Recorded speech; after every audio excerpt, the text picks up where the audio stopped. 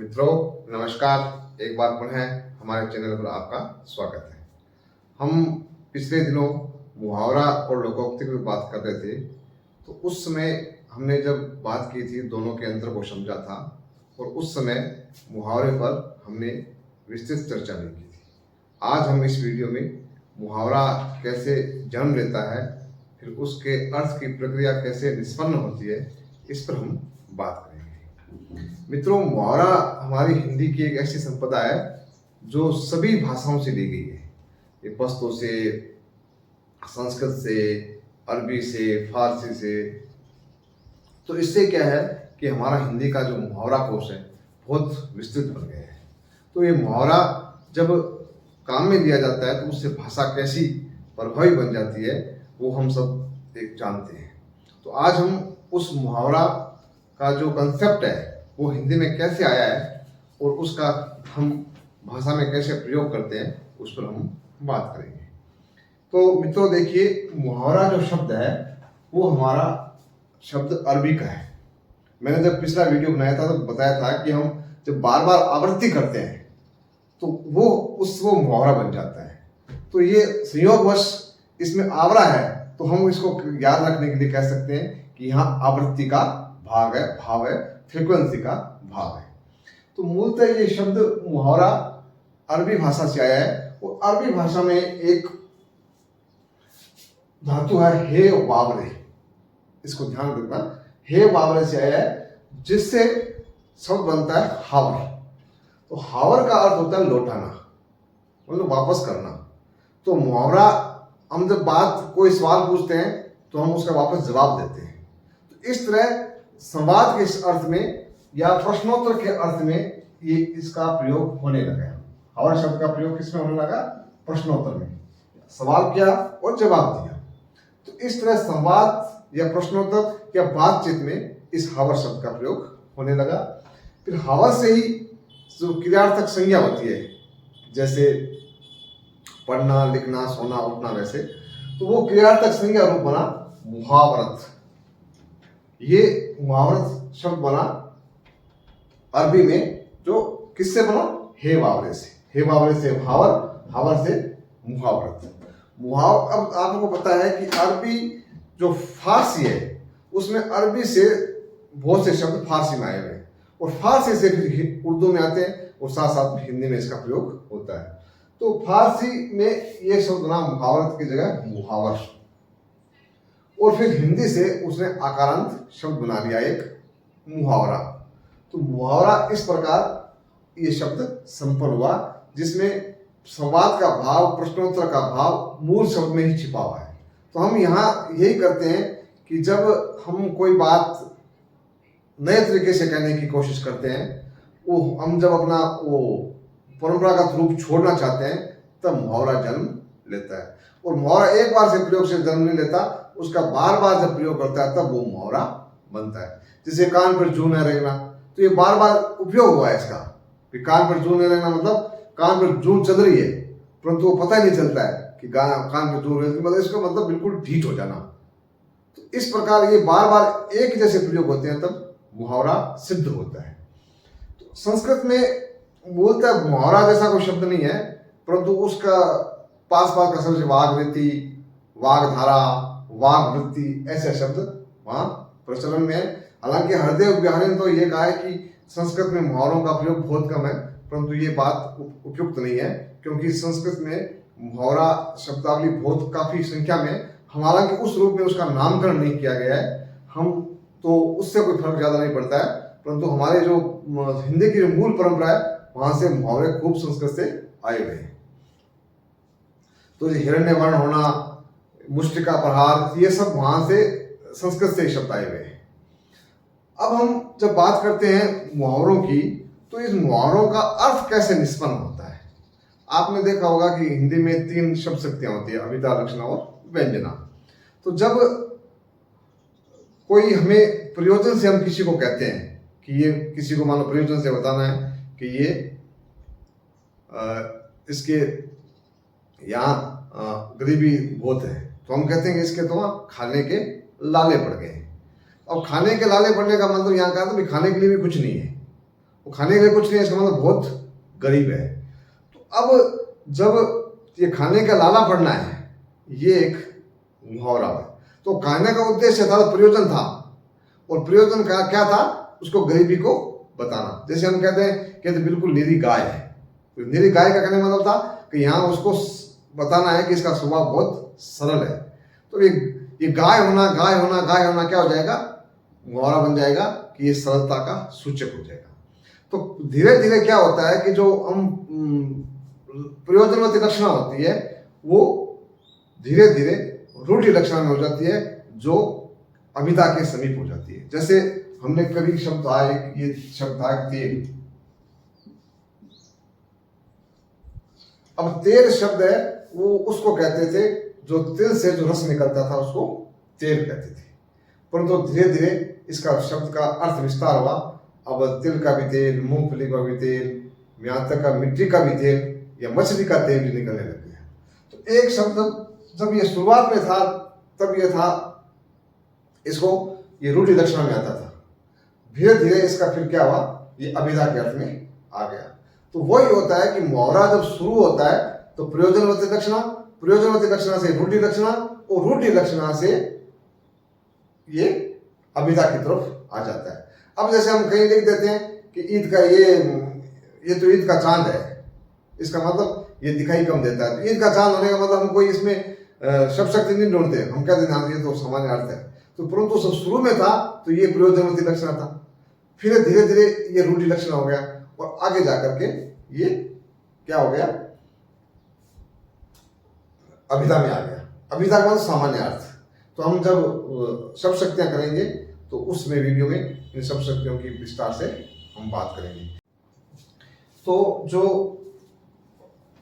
मुहावरे हैं उनको हम अभिधा पुच्छभूता लक्षणा कह सकते हैं, जो ऐसी लक्षणा जो अभिधा की तरफ अग्रसर है, उस मुहावरों को इस श्रेणी में माना जा सकता है। अब जो मुहावरों का जो आधार होता है, मतलब मुहावरे जन्म कैसे लेते हैं, उनके पीछे मोटा मोटा क्या आधार हो सकता है, उस पर थोड़ी सी बात हम करेंगे। एक तो होती है इसका आधार मूल, आधार सादृश्यता। सादृश्य मतलब तो समान रूप से दिखाई देता है, जैसे गागर में सागर भरना। दूसरा भौतिक स्थिति। भौतिक स्थिति का मतलब होता है जो सामने दिखता है, जैसे पहाड़ पर चढ़ना, जैसे ये अंग है जितने भी, जैसे अंग न लगना,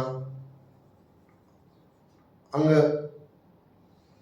आंख है तो आंख का तारा होना, आंखें तरेरना, आंख लगना। जैसे पेट है, पेट फूलना, पेट में मरोड़ चलना, पेट भरना। जैसे मन है, मन फिर गया, मन भर गया। जैसे कलेजा है, कलेजा मुंह को आ गया, कलेजा ठंडा हो गया। तो उसी प्रकार अंचल है, अंचल अंचल फैलाना। कान है, अभी बात की थी, कान पे जू न देखना, कान भरना, कानाबत्ती करना, कानों कान खबर न होना। इस तरह अंगों से बनता है। जैसे आंत है, आंतड़ियां कुलबुलाना। मुंह है, मुंह फुलाना, मुंह उतरना, मुंह पर मुर्दगी छाना, मुंह लाल हो जाना, अपने मुंह मियाँ मिट्ठू होना। जैसे कंठ है तो कंठ का हार होना, कंठ पकड़ना, नीलकंठ होना। तो इस प्रकार हम ये अंगों से जो मुहावरे बनते हैं वो भौतिक स्थिति के आधार पर बनते हैं। फिर विपरीतता, अपोजिट, जैसे आंख, नाम नैन सुख, आंख का अंधा। वैसे ऐतिहासिकता, इतिहास में घटना घट गई है, जैसे जयचंद होना, मोहम्मद बिन तुगलक बन जाना। कथात्मकता, कथात्मक जैसे कुछ कहानियां होती है छोटी छोटी। इसमें वैसे तो लोकोक्तियां ज्यादा है, कुछ एक मुहावरा प्रयोग कर सकते हैं, जैसे टेढ़ी खीर होना। अब टेढ़ी खीर होने के पीछे भी एक कहानी है छोटी सी। ये दो दोस्त थे, दोनों दोस्त, एक अंधा था और एक अंधा नहीं था। तो जो अंधा नहीं था वो पैसे वाला भी था, वो खूब उसके पास धन धान्य था। तो एक दिन अंधे दोस्त को उसने, पैसे वाले दोस्त ने भोजन पर बुलाया। तो भोजन पर बुलाया तो वो चला गया और उसको खीर परोसी गई। तो खीर उसको अच्छी लगी। तो उसने पूछा दोस्त ने कि खीर कैसे लगी, कि खीर स्वाद में तो लगी परंतु है ये क्या है, कैसी है ये मुझे पता नहीं चला। तो कही ये सफ़ेद है। तो उसको समझ नहीं आया कि सफ़ेद क्या होता है। तो उसने कहा झाग जैसा। तो झाग जैसा क्या सफ़ेद होता है। तो उसने कहा कि बगुला जैसा सफ़ेद है। अब उसने बगुला भी उसको समझ में नहीं आया। तो उसने बगुला ऐसे बना के बता दिया, चोंच ऐसे यूँ करके बताया। तो उसने हाथ यूँ फेर के बताया कि ये तो बहुत टेढ़ी होती है, मतलब। तो ये उससे ये लोगों को मुहावरा चल पड़ा कि टेढ़ी खीर होना। टेढ़ी खीर होने का मतलब जो चीज़ बहुत कठिन होना, दुष्कर होना, ये असामान्य होना। फिर असंभाव्यता। असंभाव्यता मतलब जैसे आसमान से तारे तोड़ना, छठी का दूध याद दिला देना। जो घटना घटित नहीं हो सकती उसको धरती के 4 चक्कर निकालना। हालांकि ये चक्कर तो निकाले जा सकते हैं, बाकी वो जब मुहावरा जब प्रचलन में आया था तब ऐसा संभव नहीं था। तो इस प्रकार ये कुछ इसके आधार होते हैं। तो इसके सबसे ज्यादा जो बड़ा आधार है मुहावरों का, वो हमें अंगों से संबंधित है। सिर से लेकर के नख से लेकर सिख तक इससे मुहावरे बनते हैं। जैसे बेच सिर पर की बात करना, सिर पर बोझ होना, सिर फिरा होना। तो इस प्रकार अंगों से संबंधित मुहावरे हमारे ज्यादा प्रचलन में आते हैं। अगर हम मुहावरों का अर्थ समझने की कोशिश करेंगे तो हमें पहले मूल अर्थ को समझेंगे। मूल अर्थ, क्योंकि मुहावरे कितने भी याद कर लो, परीक्षा में जब मुहावरे आते हैं तो हो सकता है कि हमने जो पढ़े हैं उससे बिल्कुल हटकर आ जाए। तो उससे क्या होता है कि आपको वहां से जो मूल कंसेप्ट है उसको पकड़ना होता है।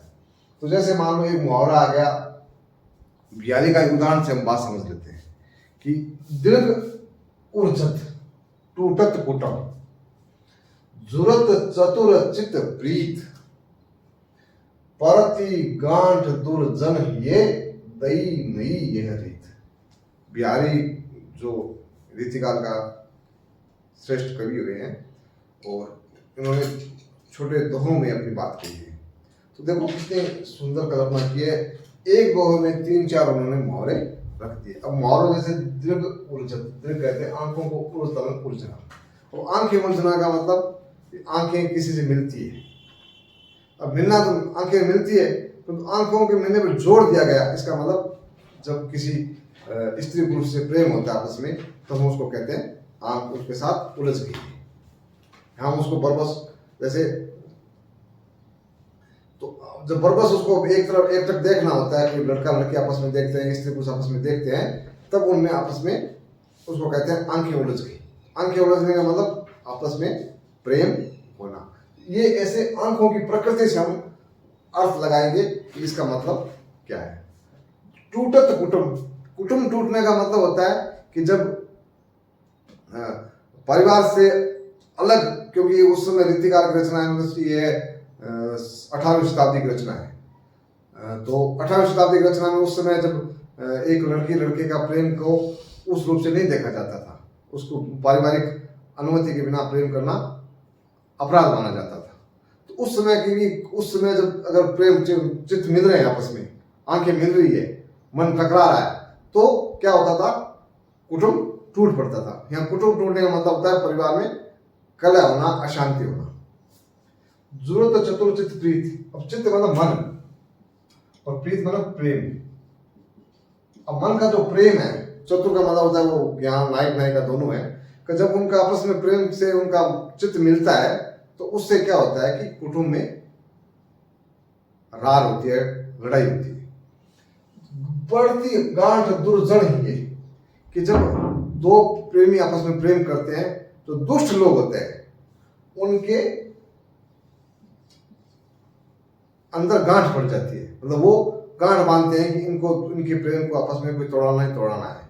तो गांठ बांधने का मतलब उनसे द्वेष करना, उनसे उनका विरोध करना, उनसे नफरत करना।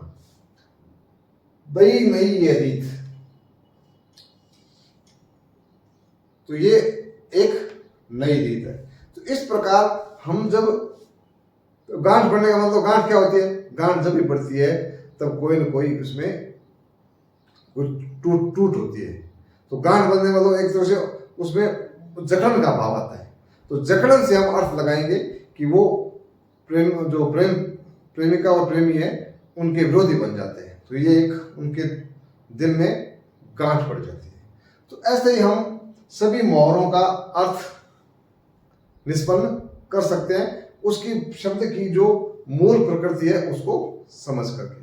अब जैसे नाक हमारा है, तो नाक से हम सांस लेते हैं, तो ये हमारा लिए सबसे महत्वपूर्ण स्थान है। अगर यहाँ पर चोट मार दी जाए तो मनुष्य का बचना बहुत मुश्किल है। तो नाक का बाल होना बहुत प्रिय होना, नाक कटना इज्जत चली जाना, नाक का बाल होना उसको बहुत हम पास में रखते हैं, नाक होना बहुत प्रिय होना, और नाक कट जाना इज्जत चली जाना, नकटा जिसको अपनी इज्जत की परवाही नहीं है। तो ये नाक की प्रकृति से हम उस मुहावरे के अर्थ को अच्छे से समझ सकते हैं। तो इसलिए जब भी कोई मुहावरा आता है तो मुहावरे को समझने के लिए उस शब्द की जो प्रकृति को, कोई कहानी आती है, उसको कहानी की प्रकृति को, एक दो जो कहानी नहीं आती है उसको आप पढ़ सकते हैं। तो हम फिर उससे हम किसी भी कोई भी मुहावरा आ जाए परीक्षा में, हम उसके अर्थ को अच्छे से आसानी से समझ सकते हैं। तो ये मुहावरे, अधिकतर मुहावरे जो हैं वो हमारे अंगों पे बने हुए हैं, और अंग की जो प्रकृति होती है उससे ही मुहावरे बनते हैं। तो अब आंख है, आंख से, कान से, नाक से, पैर से, दांतों से, सबसे हम मुहावरे बनाए हुए हैं, और उनके मूल अर्थ को समझ करके हम उसकी जो निष्पत्ति है उसको सही से समझ सकते हैं।